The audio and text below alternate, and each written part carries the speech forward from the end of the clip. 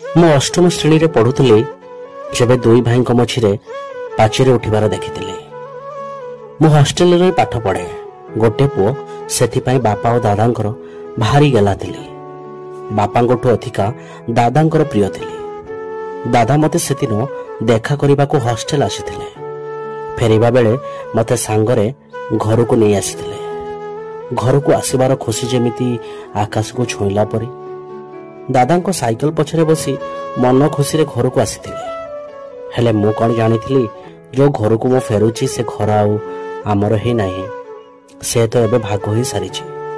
ଦାଦା ଏବେ ବାପାଙ୍କ ପାଖରୁ ଅଲଗା ହୋଇ ସାରିଛନ୍ତି। ଦୁଇ ଭାଇଙ୍କ ମଝିରେ ପାଚେରୀ ଉଠି ସାରିଛି। ଅବଶ୍ୟ ଏମିତି କିଛି ବ୍ୟତିକ୍ରମ କିଛି ମାସ ଆଗରୁ ଦେଖିବାକୁ ମିଳିଥିଲା। ଦାଦାଙ୍କ ବାହାଘର ପରେ ନୂଆ କୋଡ଼ି ଘରକୁ ଆସିବା ପରେ ଘରର ରୂପରଙ୍ଗ କେବଳ ବଦଳି ନଥିଲା, ତା ସହ ବଦଳିଥିଲା ସମ୍ପର୍କର ରଙ୍ଗ। ଏବେ ଯେମିତି ମୋ ଖୁସିଟା ଭାଙ୍ଗି ଯାଇଥିଲା।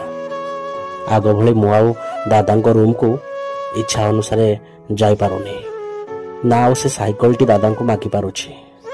ଯେମିତି ସେ ସବୁରେ ଆଉ ମୋର କିଛି ଅଧିକାର ନାହିଁ। ଆଜି ସମସ୍ତେ କାନ୍ଦୁଥିଲେ।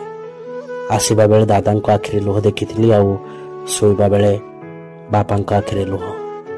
ମଝିରେ କିନ୍ତୁ ଭାସି ଯାଉଥିଲା ଏ ସମ୍ପର୍କର ସୁଅ।